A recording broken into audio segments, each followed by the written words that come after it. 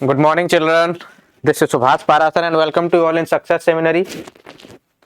तो आज के इस वीडियो में मैं कंटिन्यू करूंगा। ये आपका चैप्टर 6 है, from the diary of Anne Frank, right.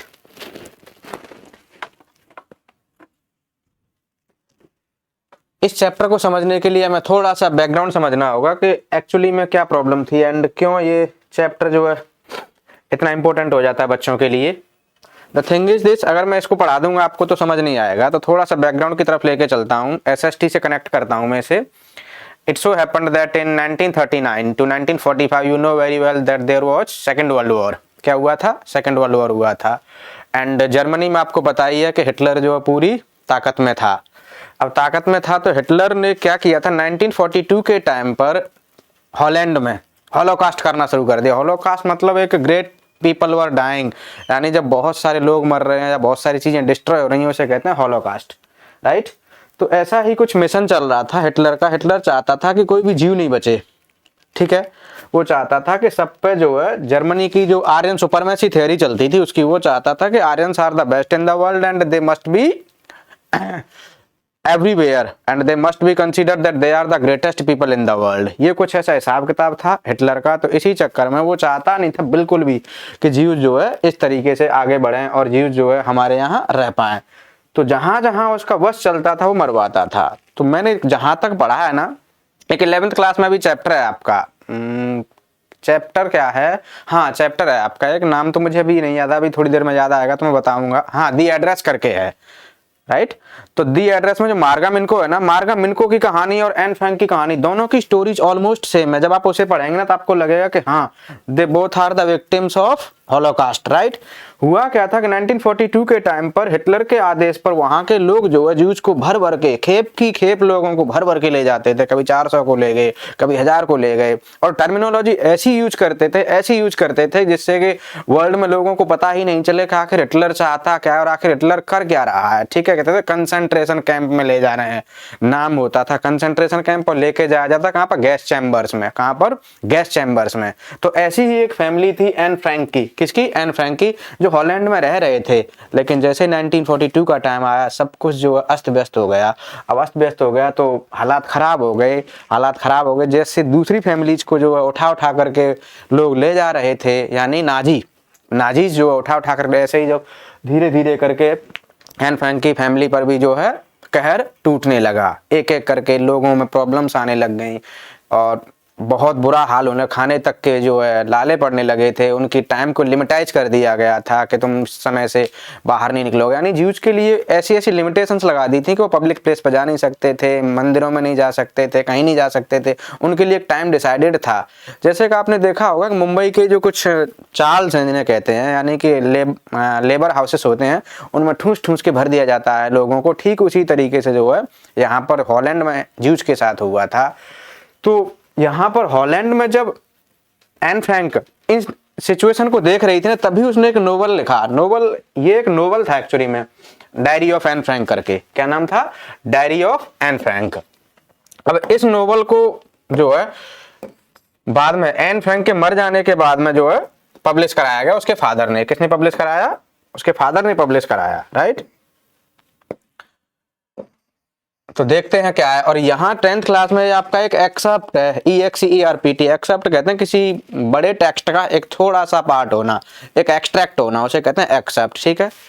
अब ये नोवेल है, अगर नोवेल का टाइप आपसे पूछ लिया जाए तो आप बताएंगे एपिस्टलरी नोवेल है। ये कैसा नोवेल है? ये एक एपिस्टलरी नोवेल है। एपिस्टलरी नोवेल वो होता है जिसमें क्या नाम है, दो लोगों के बीच में लेटर्स के थ्रू जो कम्युनिकेशन हो, यानी ऐसा नोवेल जो या तो लेटर्स में लिखा गया हो, राइट, या फिर और कोई पोएटिक लैंग्वेज में लिखा गया हो, ऐसे नोवेल को हम कहते हैं एपिस्टलरी नोवेल। कैसा नोवेल कहते हैं?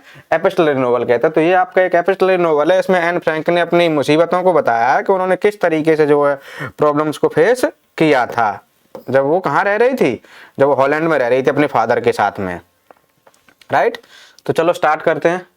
From the diary of Anne Frank by Anne Frank only. किसने लिखा है? एन फ्रैंक ने ही लिखा है, फाइन। तो एन फ्रैंक का 13 ईयर ओल्ड गर्ल, क्या एज थी उसकी? 13 ईयर ओल्ड गर्ल थी। Was gifted a diary by her father, यानी उसके फादर ने उसके बर्थडे पर एक डायरी गिफ्ट की थी। In her first entry she expressed her desire to confide everything to the diary, यानी उसने अपनी पहली डिजायर में ही जो है, पहली डिजायर में ही उसने एक्सप्रेस किया था, व्यक्त किया था कि वो अपनी कॉन्फिडेंशियल चीज़ों को, सारी की सारी जितनी भी कॉन्फिडेंशियल चीज़ें होती हैं उन सब को वो जो है अपनी डायरी में मेंशन करेगी। And considers the diary to be a real friend with whom she could share all her secrets. उसको लगता था कि डायरी ही मेरी बेस्ट फ्रेंड है जिसके साथ में मैं सारे के सारे अपने सीक्रेट्स को शेयर कर सकती हूँ, राइट। अच्छा, सी made it her best friend and called her kitty. मैं आपको बताऊं कि डायरी को उसने अपना बेस्ट फ्रेंड बना लिया and she named her Kitty. क्या नाम दे दिया? किटी नाम दे। ध्यान रखना, what was the name of Anne Frank's diary? Kitty. और डायरी किसने गिफ्ट की थी? उसके फादर ने गिफ्ट की थी। कब गिफ्ट की थी? उसके बर्थडे पर गिफ्ट की थी, right. And childhood and family, थोड़ी सी बात करते हैं उसके चाइल्डहुड की और फैमिली की।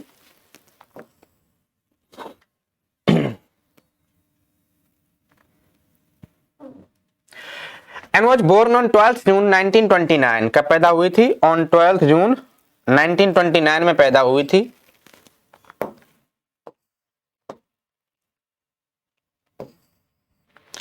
हर elder sister Margot was born in 1929। इसमें कुछ प्रॉब्लम लग रही है, दोनों की डेट्स में थोड़ा कंफ्यूजन, अभी थोड़ा देख के बताता हूं मैं। यानी कि पहले तो ये देखते हैं, was born on 12 June 1929। Her elder sister Margot was born in 1929। Her father's name was Otto Frank. पापा का नाम क्या था? ओटो फ्रैंक था, राइट। अच्छा, whom she considered to be the most adorable father, जिसको वो मोस्ट एडोरेबल फादर समझती थी। एडोरेबल का मतलब होता है पूजनीय, one who is loved too much, right. तो वो सबसे ज्यादा पूजनीय समझती थी अपने पिता को। Her mother's name was Edith Hollander. क्या नाम था? एडिथ हॉलैंडर था। फ्रैंक, यानी इनका टाइटल ही चला आ रहा है ना, सरनेम है। ओटो फ्रैंक इसके पापा का नाम है, मम्मा का नाम क्या है? Edith Hollander Frank. Her parents emigrated to Holland in 1933। देखना सिचुएशन कहां से चेंज होती चली जा रही है कि 1933 में उसके फादर मदर यानी उसकी फैमिली जो है माइग्रेट कर गई। क्या कर गई? माइग्रेट कर गई। कहां के लिए? हॉलैंड के लिए। कब माइग्रेट की थी? 1933 में। And the sisters were sent to Aachen to stay with their grandmother. और उसकी जो बहन थी ना, उसकी बहन को जो है उनकी ग्रैंडमदर एकन के साथ रहने के लिए भेज दिया गया था। फाइन।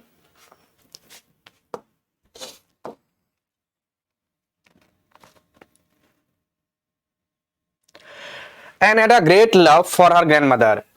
एन भी जो है अपनी ग्रैंडमदर को बहुत प्यार करती थी। हर ग्रैंडमदर डाइड इन जनवरी 1942। कब मर गई थी? जनवरी 1942 में उसकी दादी माँ एक्सपायर हो गई थी। So Anne lit a candle in her memory on her own birthday in June. इसीलिए जून में जब उसका बर्थडे आया तो उसने अपनी ही मेमोरी में जो है कैंडल लिट की अपनी माँ को, अपनी दादी माँ को श्रद्धांजलि देने के लिए। And school and her views about teachers. अब थोड़ी सी बात करते हैं कि एन की स्कूलिंग कैसे हुई थी एंड उसके क्या क्या व्यूज रहते थे टीचर्स को लेकर के। जैसे कि यूजुअली बच्चों के व्यूज होते हैं कि ये टीचर सनकी है, ये टीचर फ्रेंडली है, और ये सब्जेक्ट अच्छा है, ये सब्जेक्ट खराब है। ठीक वैसे एन फ्रैंक के भी अपने व्यूज थे। तो एन के व्यूज क्या थे वो देखते हैं। After explaining about her life, यानी अपनी लाइफ के बारे में एक्सप्लेन करने के बारे में, Anne started a diary entry for 20 June 1942। यानी कि 1942 में 20 जून को एन फ्रैंक ने अपनी डायरी लिखना शुरू किया था। She started by writing about her day in the school. यानी उसने अपनी डायरी की शुरुआत की थी कि उसका डे कैसा रहा स्कूल में। When the teachers were going to tell the result, यानी जब टीचर्स जो रिजल्ट अनाउंस करने वाले थे तब उसका स्कूल में दिन कैसा था। यूजुअली होता ही यही है, खास करके बोर्ड एग्जाम का जब रिजल्ट आने वाला होता है ना, और उससे 1-2 दिन पहले क्लासेस में जो डिस्कशन होता है वो बहुत ही इंटरेस्टिंग होता है। आपको भी याद होगा अपने टाइम का, जब मिड टर्म का आया था, ठीक है, और मुझे भी आज तक याद है, बड़ा ही क्रेज होता था रिजल्ट से पहले कि नहीं भाई तू तो पास हो ही जाएगा, तू तो पास हो ही जाएगा, अरे नहीं नहीं मैं नहीं होऊंगा, अरे नहीं नहीं मैं। और जो इंटेलिजेंट होते हैं वो तो अक्सर नहीं, मेरा तो बहुत पेपर खराब हुआ था, अरे मेरा तो ये हुआ था। और जो थोड़े से कम दिमाग वाले होते हैं, अरे नहीं हाँ मैं तो हो जाऊंगा, मैं तो हो जाऊंगा, वो ओवर कॉन्फिडेंट होते हैं। खैर देखते हैं।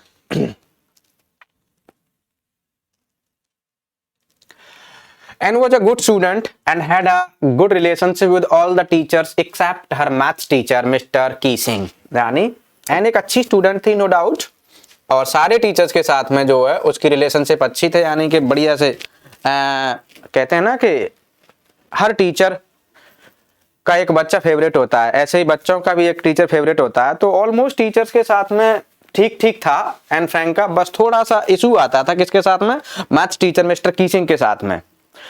ये एक ऐसी चीज है, मैं आपको बताऊं, जो सब्जेक्ट आपका फेवरेट है ना, वही सब्जेक्ट टीचर आपका ऑटोमेटिकली फेवरेट बन जाता है। It depends on all this, right. तो इसमें कोई वो नहीं है कि एन फ्रैंक अगर कीसिंग को पसंद नहीं करती इट मींस कि कीसिंग जो है स्वभाव के बुरे हों, ऐसा कुछ भी नहीं है। ये जहां तक मैंने देखा है ना, मैंने फील किया है अपनी लाइफ में, ये डिपेंड करता है कि आपकी लाइकिंग किस सब्जेक्ट के लिए, जिस सब्जेक्ट के लिए आपकी लाइकिंग है, आपकी उस सब्जेक्ट टीचर के लिए लाइकिंग्स बढ़ी जाती है and that teacher becomes your favourite one. खैर देखते हैं। तो मिस्टर कीसिंग के को छोड़ करके बाकी सारे के सारे टीचर्स के साथ she was doing her well, right. He was always annoyed bye her talkative nature, क्योंकि एन फ्रैंक एक टॉकेटिव गर्ल थी, चैटर बॉक्स थी, वो उसको चैटर बॉक्स कहता था। ये वर्ड मैंने भी वहीं से सीखा। चैटर बॉक्स होता है जो चकर चकर चकर चकर बच्चे क्लास में बोलते रहते हैं, उन्हें चैटर बॉक्स कहते हैं, इंग्लिश में टॉकेटिव भी कहते हैं। तो जैसा कि उसका टॉकेटिव नेचर था एन फ्रैंक का, इस बात से जो है चिड़न होती थी किसको, मिस्टर कीसिंग को। तो बार बार जो हो सकता है कि वो उसे टोकता होगा, क्या करता होगा, इंटरप्ट करता होगा, बेटा बातें नहीं करो, बातें नहीं करो। यूजुअली हम भी करते हैं क्लास में, जो भी बच्चा बात करता है, तो कई बार बच्चों को ऐसा लगता है कि ये सर तो हमें ही टोकते हैं। तो इस तरह से स्कर्मिशेस पैदा हो जाते हैं टीचर और स्टूडेंट के बीच में। तो खैर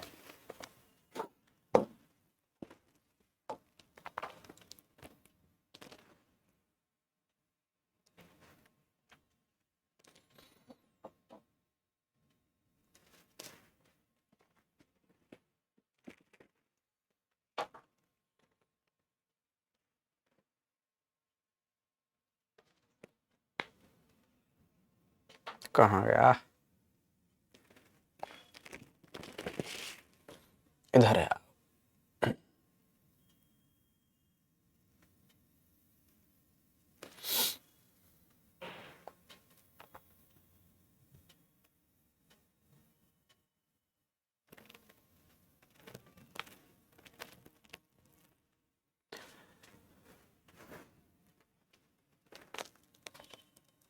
and talkative nature and punishment. तो टॉकेटिव नेचर को की वजह से क्या क्या पनिशमेंट मिलते थे, देखिए।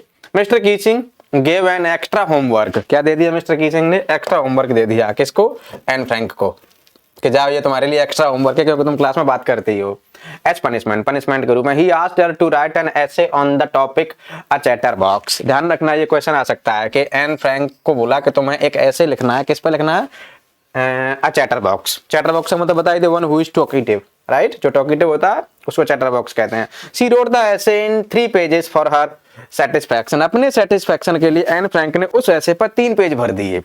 अगर आपसे कहूंगा तो आप नहीं भर पाओगे, मैं गारंटी देता हूं, आपसे 1 पेज भी नहीं भरा जाए। पर अपनी सेटिस्फैक्शन के लिए लड़की ने जो 3 पेज भर दिए, और तीनों पेज में मैंने जहां तक समझा है ना, अपने आप को उसने प्रूव किया कि नहीं नहीं, बोले चैटर बॉक्स होना कोई बुरी बात नहीं है, इस तरह से एंड ऑल दैट।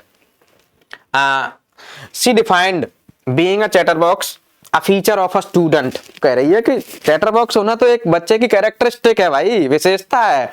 जब उसके अंदर बातें होंगी, दिमाग होगा, तभी तो बातें कर पाएगा। कोई जिसके अंदर दिमाग ही नहीं है वो क्या बात कर पाएगा। इस तरह से अपने आप को जो प्रूव कर रही है कि चैटर बॉक्स होना बुरी बात नहीं है।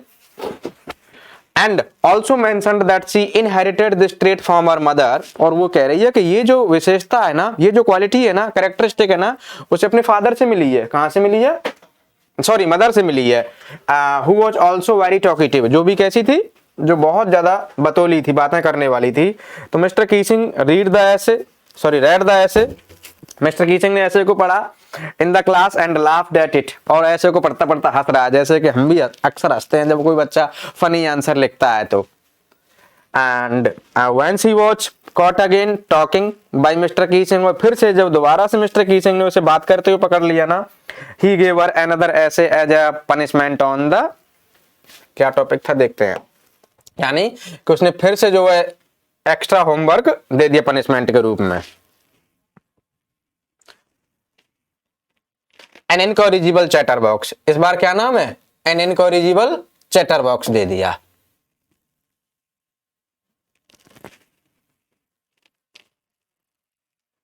यानी एक ऐसी चैटर बॉक्स जिसे कभी ठीक ही नहीं किया जा सके।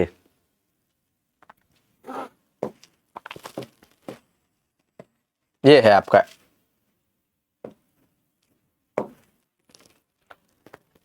N incorrigible chatterbox. Right. He punished her again asked to write an essay on quack quack, फिर पनिशमेंट दिया दोबारा जब पकड़ी गई थी। अब किस पे लिखना है? Quack quack quack. ये एक्चुअली में साउंड होता है डक का। किसका? DUC के डक का साउंड होता है। तो जैसे डक क्वैक क्वैक करते हैं ऐसे ही वो लड़की जो है क्या करती थी क्लास में? क्वैक क्वैक करती थी। इसीलिए एन फ्रैंक को बोला गया कि तुमको फिर से ऐसे लिखना है क्वैक क्वैक क्वैक पर। Said mistress chatterbox. चलो आगे देखते हैं अब।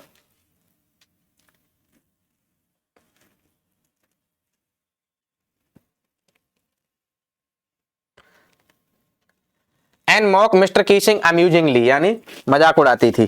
किसका? मिस्टर कीसिंग का। जैसे यूजुअली जिन मास्टरों से आपकी बनती नहीं है उन मास्टरों की मिमिक्री करते हैं आप, उनकी नकल निकालते हैं, उनका मजाक उड़ाते हैं, तो ठीक है ऐसे ही एन फ्रैंक भी जो है अपने टीचर मिस्टर कीसिंग का मजाकिया तरीके से जो है फनी वे में जो मजाक उड़ाती थी। And wanted to write something interesting and different this time, वो इस बार जो है कुछ नया लिखना चाहती थी। So with the help of her friend Sanne, तो अपनी फ्रेंड सैन की हेल्प से, who was good at poetry, जो पोएट्री लिखने में बड़ा अच्छी थी सॉरी, शी रोट द ऐसे इन वर्स, उसने जो ऐसे को इसमें लिखा वर्स में लिखा था, यानी कि पोइटिकल फॉर्म में लिखा था। वर्स का मतलब है कि पोइटिकल फॉर्म में किसी चीज को लिखना। The poem was of a father swan, ये पोएम जो है एक फादर स्वान के बारे में थी। And mother duck with 3 baby ducklings, और माँ कौन थी? डक थी जिसके 3 बेबी डकलिंग्स थे। बेबी डकलिंग्स समझ ही गए होंगे, बेबी डकलिंग्स यानी बतख के बच्चे, राइट। The father swan bit the ducklings to death, यानी उसने जो चबा चबा करके मार डाला था स्वान ने, किसको? डकलिंग्स को। बिकॉज दे क्वैक्ड टू मच, क्योंकि वो बहुत ज्यादा क्या करते थे? बोलते थे। यानी कि एन अपने आप को जस्टिफाई कर रही है कि अगर किसी की कह सकते हैं ना कि इन्नेट क्वालिटी है, जन्मजात अगर किसी के अंदर कोई चीज भरी पड़ी है तो उसको तुम इतना आसानी से चेंज नहीं कर सकते, और जब आप उसके पीछे ही पड़ जाते हैं तो ये ठीक भी नहीं है। जैसे कि यहाँ पर स्वान के और डकलिंग्स के केस में हुआ था। अब डकलिंग्स का क्या प्रॉब्लम है? डकलिंग्स तो भाई उनकी तो ओरिजिनल ट्रेट है ना क्वैक क्वैक करना, उसको तुम कैसे चेंज कर दोगे? तो इस बात से चिढ़ करके स्वान ने जिस तरीके से डकलिंग्स को मार दिया था काट काट करके, तो क्या इस तरीके से एन फ्रैंक को मार दिया जाए? वो मीन टू से, उसका मतलब सिर्फ इतना था। खैर आगे देखते हैं। Mister Keesing took the joke in the right way, अब मिस्टर कीसिंग ने इस जोक को जो है सीरियसली राइट वे में ले लिया। He read the poem in the class as well as in other classes, इस ऐसे को उन्होंने यानी इस पोएम को उन्होंने अपनी जिस क्लास में एन फ्रैंक थी उसमें तो पढ़ा ही था, प्लस दूसरी क्लासेस में भी इसको पढ़ा था। Since then Anne was allowed to talk and had not been assigned any extra homework, तब से जो है एन फ्रैंक को जो है बात करने के लिए अलाउ कर दिया गया था, और बात करने के लिए अब उसे एक्स्ट्रा होमवर्क जैसा कोई पनिशमेंट नहीं मिलता था। पैगी एंड मैडी, चलो ये तो खैर हो गया, कोई नहीं। तो ये आपका चैप्टर यहाँ फिनिश हो गया। द 100 ड्रेसेस की अगर आप बात करते हैं तो ये तो शायद आ ही नहीं रहा, राइट, तो इसको तो हम स्किप ही करेंगे। बाकी और देखता हूं, इससे पहले तो कोई चैप्टर नहीं छूटा है।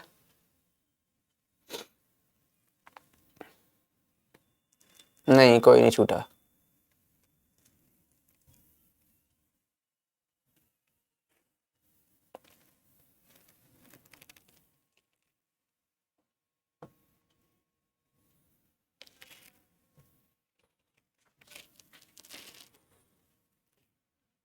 चलो पोएम शुरू करते हैं आपकी, राइट।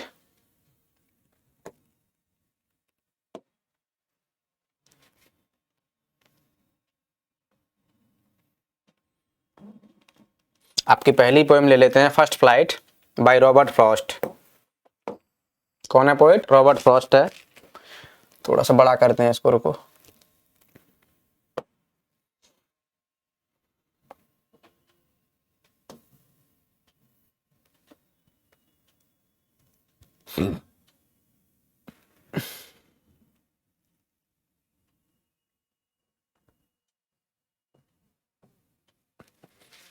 पोएम का नाम है डस्ट ऑफ स्नो। क्या नाम है? Dust of snow.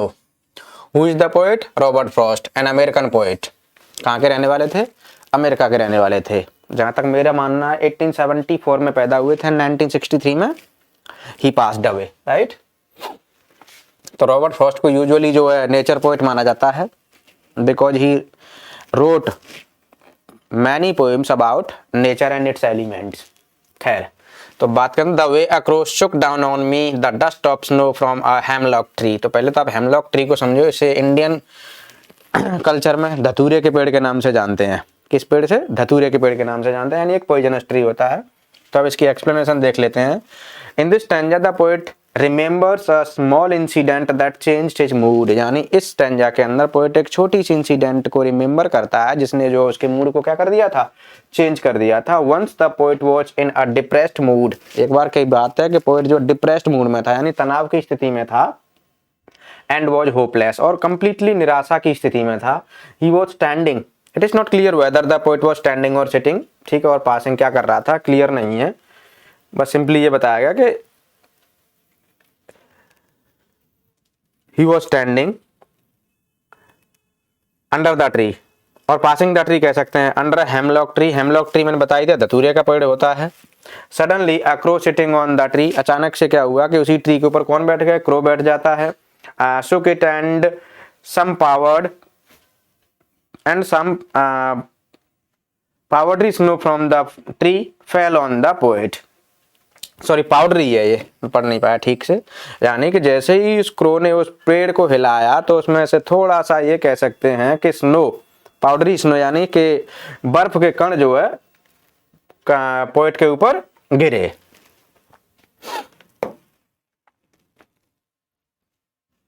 स्टैंजा 2 देखते हैं। Has given my heart a change of mood and saved some part of a day I had rude। देखो राइमिंग स्कीम भी कितनी प्यारी है, मूड, रूड, हार्ट, पार्ट, ठीक है। यानी कि द डस्ट ऑफ स्नो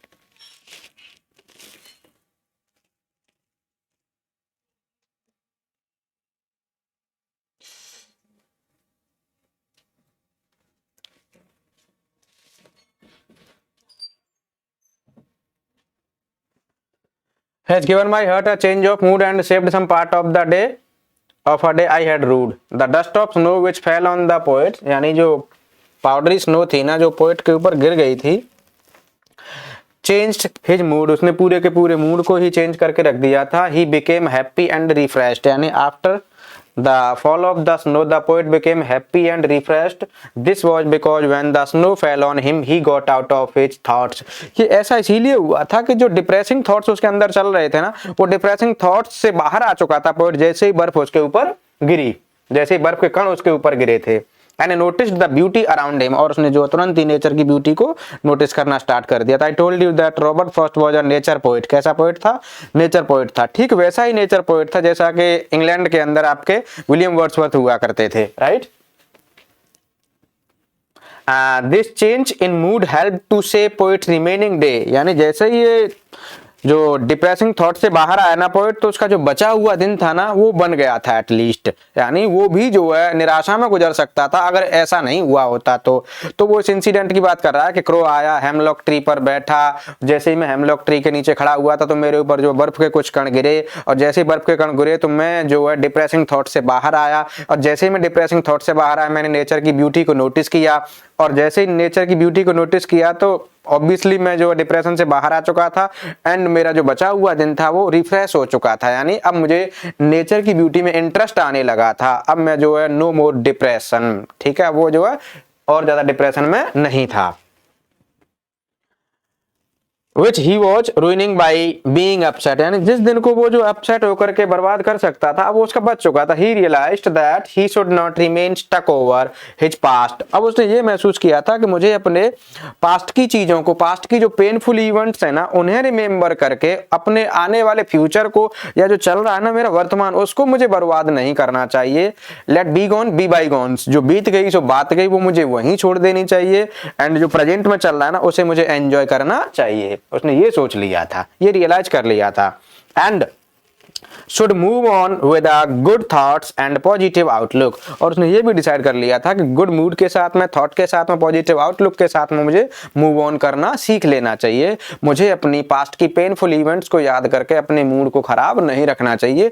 तो पोएट से जो मैसेज मिल रहा है ना, पोएम से, वो यही मिल रहा है कि we should not become upset by remembering and by recalling the painful events of the past, but we should make our present better, right, to live in the present only. हमें present में रहना है, present को better करना है, और present के काम से ही हमें अपने फ्यूचर को भी बेहतर बनाना है। तो ये मैसेज मिल रहा है, राइट। अब थोड़ा सा लिटरेरी डिवाइसेस की बात करें तो एंड सेव्ड सम पार्ट, ये आपको दिख रहा होगा, ये सेव्ड सम पार्ट में एलिट्रेशन है। कौन सी है? एलिट्रेशन है। और कौन कौन सी और भी देख के बताता हूं, थोड़ा सा रुको।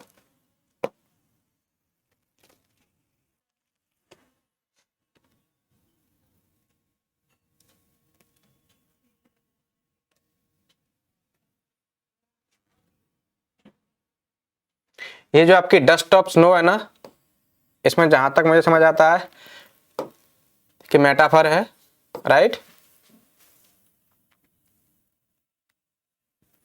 खैर बाकी चीजें बाद में देखते हैं, बाकी नेक्स्ट पोएम लेते हैं अभी। फायर एंड आइस, ये भी रॉबर्ट फ्रॉस्ट की ही है।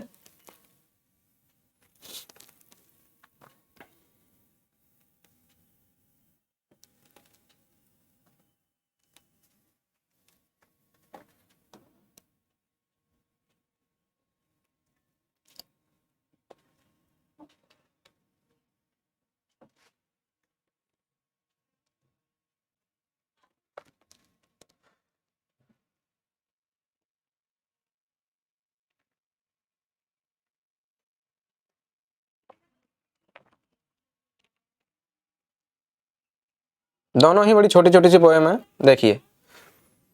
Some say the world will end in fire, some say in ice. From what I have tasted of desire, I hold with those who favor fire. यानी कि यहाँ पर ये दोनों के दोनों मेटाफरिकल वर्ड्स हैं। एक तो आपका फायर और दूसरा आपका आइस। तो पहले हम इन्हीं को समझ लेते हैं। यहाँ फायर का मतलब है रॉबर्ट फ्रॉस्ट के लिए desire. What does he mean? Desire, right. और यहाँ आइस का मतलब है हेट्रेड। क्या मतलब है? हेट्रेड। तो मैं पहले आपको कॉन्सेप्ट क्लियर कर देता हूं कि दोनों की दोनों चीजें जो है दुनिया का एंड करने के लिए किस तरीके से सफिशिएंट हैं। यानी कि रॉबर्ट फ्रॉस्ट ये बात कह रहा है कि लोगों की डिजायर इतनी बढ़ जाएगी अपने आप को मेटेरियलिस्टिक बनाने के लिए, अपनी धन संपत्ति को बढ़ाने के लिए लोगों की इच्छाएं इतनी बढ़ चुकी होंगी आने वाले टाइम में कि लोग जो है नेचर को ही तबाह कर देंगे। क्या कर देंगे? नेचर को तबाह कर देंगे, सारी रिसोर्सेज को क्या कर देंगे? खत्म कर देंगे। And you know very well that one day when the resources gets and the world will no more be there, right. तो दुनिया होगी ही नहीं। जब रिसोर्सेज खत्म हो जाएंगी तो हम भी तो रिसोर्सेज पे टिके हुए हैं। जैसे कप सनलाइट की बात कर लो, वाटर की बात कर लो, एयर की बात कर लो, ये चीजें अगर तुम ज्यादा जो कंज्यूम करोगे तो एक न एक दिन ये खत्म हो जाएंगी। पानी की बात कर ले, पानी ऑब्वियसली देख रहे हैं कि किस तरीके से क्राइसिस मचे हुए हैं। बहुत सारे पार्ट्स में वाटर अवेलेबल नहीं है, खास करके ड्रिंकिंग वाटर तो है ही नहीं।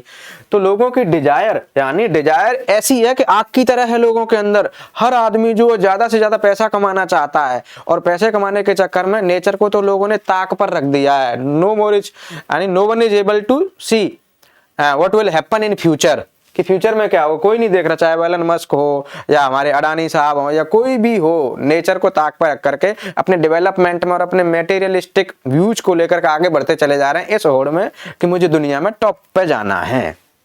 तो कह सकते हैं कि डिजायर लोगों की इतनी बढ़ चुकी होगी कि डिजायर की वजह से नेचर एंड हो जाएगी, एनवायरमेंट तबाह हो जाएगा, और एनवायरमेंट तबाह हो जाएगा तो दुनिया का अंत हो जाएगा।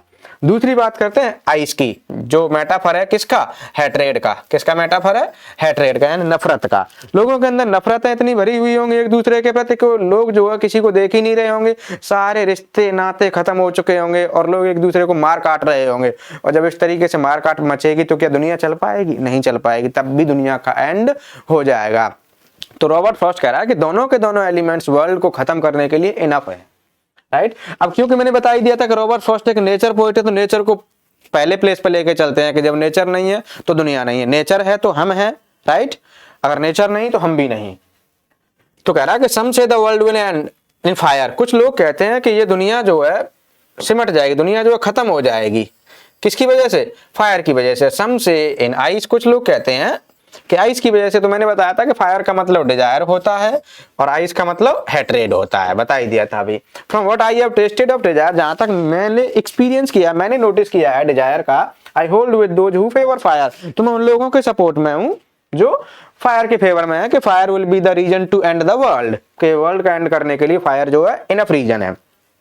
चलो ये पढ़ लेते हैं एक बार। In the above lines the poet is saying that there are two schools of thoughts to end the world, fire and ice. कह रहा है कि देखिए दो तरह के विचार चल रहे हैं दुनिया में वर्ल्ड को एंड करने के बारे में, यानी वर्ल्ड का एंड होने के बारे में। इसमें एक है फायर, यानी एक स्कूल ऑफ थॉट है फायर के बारे में, दूसरा स्कूल ऑफ थॉट है आइस के बारे में।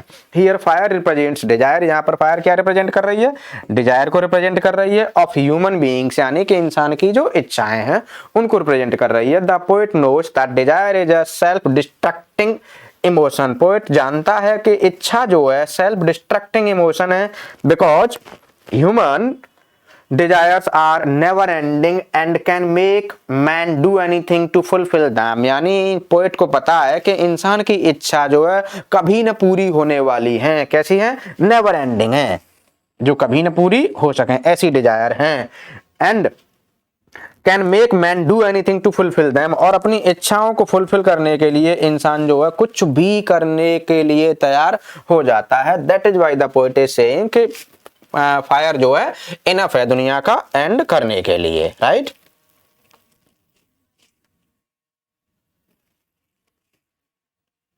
अच्छा, does he supports those who support those people who say that the world would end in fire। इसीलिए वो जो ऐसे लोगों का सपोर्ट करता है जो ये कह रहे हैं ना कि वर्ल्ड का एंड किसमें होगा, फायर में होगा। तो इसका दूसरा स्टैंजा देखते हैं।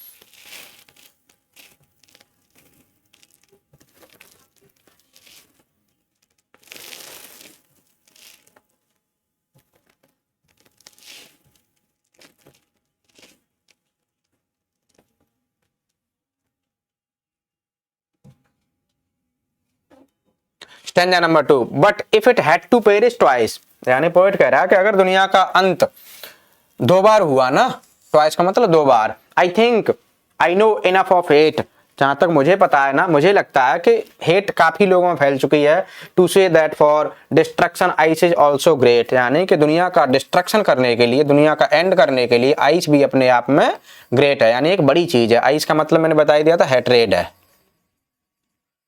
जिसे आप हेट भी कह सकते हैं। And would suffice, and sufficient है, सफिस का मतलब सफिशिएंट है। तो देखिए, in these lines the poet says, इन लाइन्स में पोएट क्या कहता है, देखिए थोड़ा समझते हैं। In these lines the poet says that if the world were to perish twice, कि अगर दुनिया को दो बार नष्ट होना पड़ा, then ice is equally able to end it, तो आइस भी जो है उतनी ही जो जिम्मेदार है दुनिया का एंड करने की जितनी की फायर थी। हियर आइस रिप्रेजेंट हेट्रेड, यहाँ पर आइस किसको रिप्रेजेंट कर रही है, हेट्रेड को रिप्रेजेंट कर रही है। एंड इंडिफरेंस, और बिल्कुल ये कह सकते हैं कि कोई फर्क ही नहीं पड़ता, कोई फर्क ही नहीं पड़े लोगों को किसी के प्रॉब्लम से, किसी की कोई मर रहा है, कोई जी रहा है, इससे जब लोगों को कोई फर्क नहीं, कोल्ड नेचर कहते हैं ना जिसे हम, तो बस वही रिप्रेजेंट कर रही है यहाँ पे। The poet says that he had experienced enough of hate. Poet ये कह रहा है कि उसने जो है पर्याप्त हेट को एक्सपीरियंस किया है। And hate is also a self destructing emotion, और ये अपने आप में एक सेल्फ डिस्ट्रक्टिंग इमोशन है। इट कैन ब्रेक रिलेशंस, ये अपने यानी कि जब लोगों में नफरत भर जाती है ना तो इससे लोगों के रिलेशंस खराब हो जाते हैं। The ice is also a great choice to end the world. इस तरीके से आइस जो है दुनिया का एंड करने के लिए अपने आप में एक बड़ा एलिमेंट है, राइट। खैर नेक्स्ट देखते हैं अब। अगली पोएम है आपकी the tiger by Leslie Norris.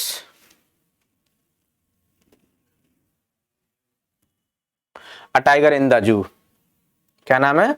A tiger in the zoo. Who is the poet? Leslie Norris, right. तो ये 1 नंबर का क्वेश्चन आ सकता है, तो पोएट का नाम याद कर लेना। यहाँ पर पोएट लेस्ली नॉरिस एक्चुअली में कंपैरिजन करता है 2 टाइगर्स का, एक उस टाइगर का जो जू के अंदर केस्ट किया हुआ है, एक दूसरा टाइगर जो जंगल के अंदर आराम से फ्रीडम के साथ में मूव ऑन कर रहा है।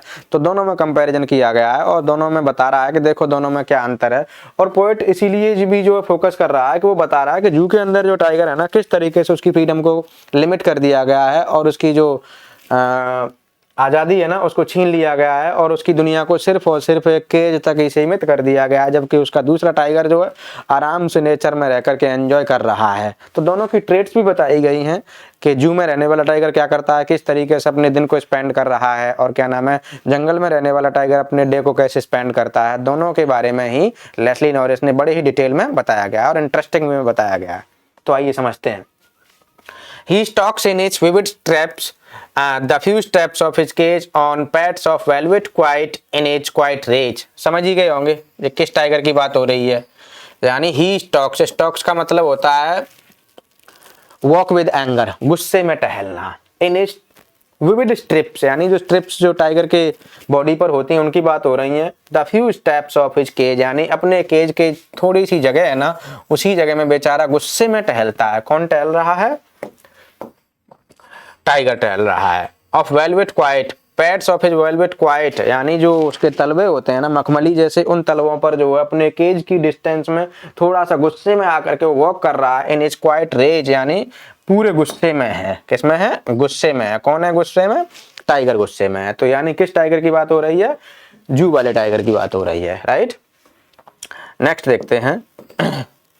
पहले इसको पढ़ लो एक बार। In these lines the poet is describing a tiger in a cage, यानी केज के अंदर जो टाइगर है ना उसको डिस्क्राइब कर रहा है। The tiger with bright and clear stripes moves inside the cage, tiger जो है ब्राइट और क्लियर स्ट्रिप्स के साथ में केज के अंदर जो है मूव कर रहा है। The cage is very small so the tiger can hardly take a few steps, यानी केज बहुत छोटा है इसीलिए टाइगर जो है कुछ ही स्टेप्स तक चल पाता है अलोंग इट्स लेंथ। अच्छा, his pads are soft like velvet, यानी उसके जो तलवे हैं ना बहुत ही सॉफ्ट हैं जैसे कि वेलवेट हो। So no one can hear the sound of his footsteps, इसीलिए कोई भी व्यक्ति भले ही उसके पास में भी खड़ा हुआ तब भी उसके फुट स्टेप्स को नहीं सुन पाता। और यही कारण है कि जंगल के जानवर भी जो है टाइगर के चलने की आवाज को सुन नहीं पाते हैं और वो उसका शिकार बन जाते हैं। अच्छा, in spite of being the most powerful creature he is एक मिनट,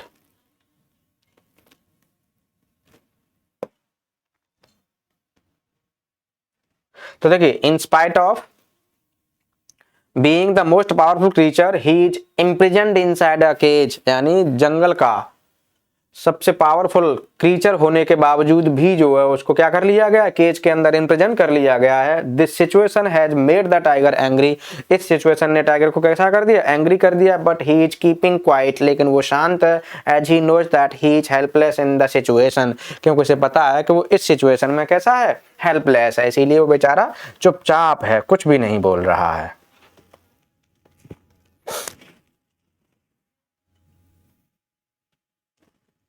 स्टैंजा नंबर 2 इधर है आपका।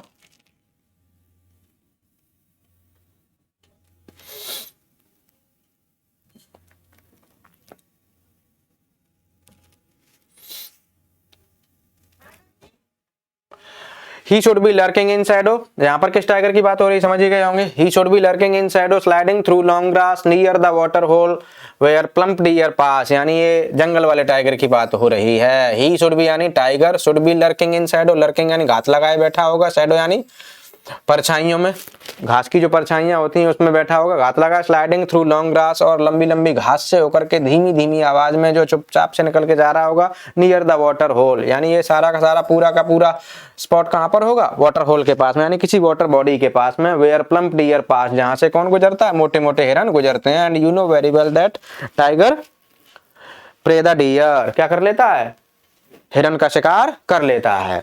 तो देखिए, in these lines the poet is filled with sorrow for the caged tiger, poet को जो है, जो जू में टाइगर है, केज के अंदर जो टाइगर है उसके लिए दुख होता है। He feels that a tiger should B free in a natural habitat, उसको लगता है कि टाइगर को जो अपने नेचुरल हैबिटेट में रहने के लिए, यानी जंगल में रहने के लिए फ्री छोड़ दिया जाए, उसको इस तरीके से केज आउट नहीं किया जाए, इम्प्रिजन नहीं किया जाना चाहिए। ही should be hiding in the shadows, यानी जंगली टाइगर की बात कर रहा है कि जंगली tiger should be hiding in the shadows, परछाइयों में छुप रहा होगा। And quietly moving through the long grass near the water hole, और वाटर बॉडी के पास में धीमी धीमी आवाज में मूव कर रहा होगा और इस बात का इंतजार कर रहा होगा कि कोई हिरन आए और मैं उसका शिकार कर लूं, right. He should be waiting for a fat and healthy deer to pass, वो वेट कर रहा होगा किसी फैट और हेल्दी डियर का कि वो वहां से गुजरे, right. In the hope of getting a heavy meal, और जब जैसे ही कोई हिरन गुजरेगा तो उसे भरपेट भोजन मिल जाएगा। The poet wants to convey that the actual life of a tiger is in jungle, poet ये कन्वे करना चाहता है कि टाइगर की जो एक्चुअल लाइफ है ना वो जंगल में है, and not in a cage, और जो है केज में नहीं है।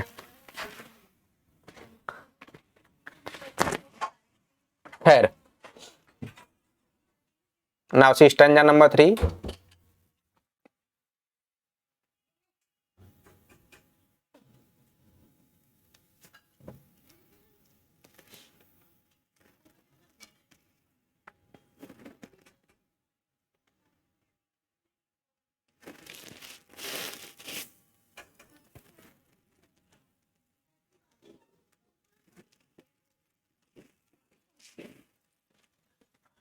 He should be snarling around houses at the jungle's edge, bearing his white fangs, his claws, terrorizing the village. यानी कि देखिए, in these lines the poet explains what a tiger in its natural habitat should be doing, यानी कि जंगल में रहने वाला tiger क्या कर रहा होगा और उसे क्या करना चाहिए, वो इस बात को बता रहा है। According to him a free tiger should be roaring around the houses located at the jungle's edge, यानी एक फ्री टाइगर जो है जंगल के किनारे बने हुए घरों के पास में जो रोरिंग कर रहा होता है। ही should be showing it sharp white teeth, वो जो है अपने नुकीले से जो सफेद सफेद दांत होते हैं ना उनको दिखा रहा होता है। His claws to terrorise the villagers, और अपने पंजों को जिनसे वो अपना शिकार करता है ना उनको दिखा रहा होता है, और गांव वालों को क्या कर रहा होता है, टेरोराइज कर रहा होता है, राइट।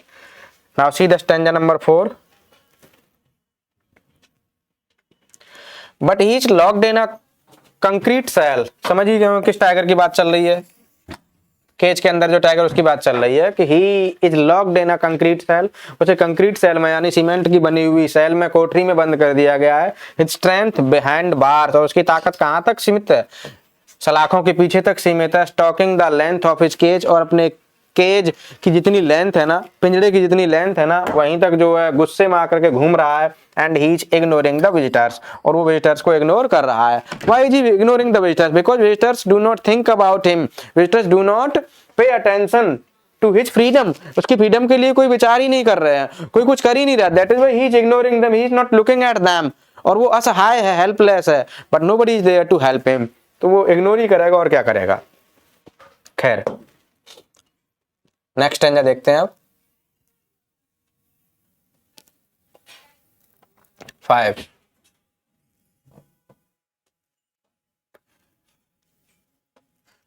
एक बार इसकी एक्सप्लेनेशन में पढ़ लेते हैं। देखिए, in these lines the poet focus returns, यानी पोएट का फोकस फिर से जो वापस आ जाता है to the angry tiger in the cage, जो टाइगर केज के अंदर है उसकी तरफ आ जाता है। द पोएट एक्सप्लेन्स, पोएट बताता है कि unlike the tiger in the jungle this tiger is not free, यानी जंगल के टाइगर की तरह ये टाइगर जो है फ्री नहीं है। He is locked in the concrete cell, इसको कंक्रीट सेल में लॉक कर दिया गया। Strength and power is of no use, उसकी ताकत का कोई फायदा नहीं है, कोई मतलब ही नहीं है।